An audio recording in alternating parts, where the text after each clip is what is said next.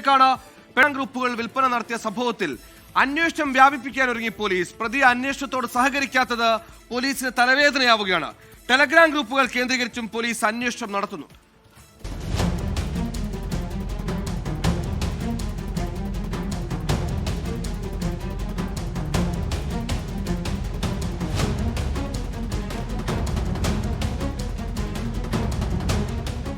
കോഴിക്കോട് രാമനാട്ടുകര സ്വദേശിനിയുടെ പരാതിയിൽ മലപ്പുറം വള്ളിക്കുന്ന് സ്വദേശി നിതിൻ മോഹൻദാസിനെ ഇന്നലെയാണ് പരപ്പനങ്ങാടി പോലീസ് അറസ്റ്റ് ചെയ്യുന്നത്.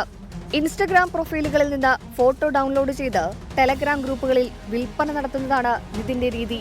ഇരകളായവരിൽ കൂടുതലും പ്രതിയുടെ ബന്ധുക്കളും സുഹൃത്തുക്കളുമാണ്.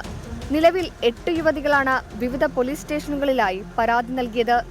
ഇനിയും പരാതികൾ വരാൻ സാധ്യതയുണ്ടെന്നാണ് പോലീസിന്റെ നിഗമനം. ഇന്നലെ അറസ്റ്റിലായ പ്രതി പ്രാഥമിക ചോദ്യം ചെയ്യലിനോട് സഹകരിക്കാത്ത സാഹചര്യവുമുണ്ട്.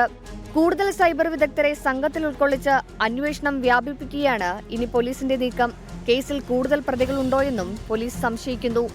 സംസ്ഥാനത്ത് ഇത്തരത്തിൽ നഗ്ന ദൃശ്യങ്ങൾ വിൽപ്പന നടത്തുന്ന ഒരുപാട് ടെലഗ്രാം ഗ്രൂപ്പുകൾ പ്രവർത്തിക്കുന്നുണ്ടെന്നാണ് പോലീസിന്റെ നിഗമനം. യുവാക്കൾക്കും വിദ്യാർത്ഥികൾക്കും പണം വാഗ്ദാനം ചെയ്താണ് പല ഗ്രൂപ്പുകളുടെയും പ്രവർത്തനം.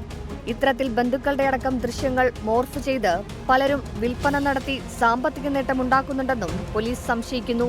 സൈബർ സെല്ലിന്റെ സഹായത്തോടെ ഇത്തരം ഗ്രൂപ്പുകൾ കണ്ടെത്തി അഡ്മിന്മാരെ കണ്ടെത്താനാണ് നീക്കം. ഇത്തരം ദൃശ്യങ്ങൾ പണം കൊടുത്തു വാങ്ങുന്നവരെ കേന്ദ്രീകരിച്ചും അന്വേഷണം തുടങ്ങിയിട്ടുണ്ട്. 24 മലപ്പുറം.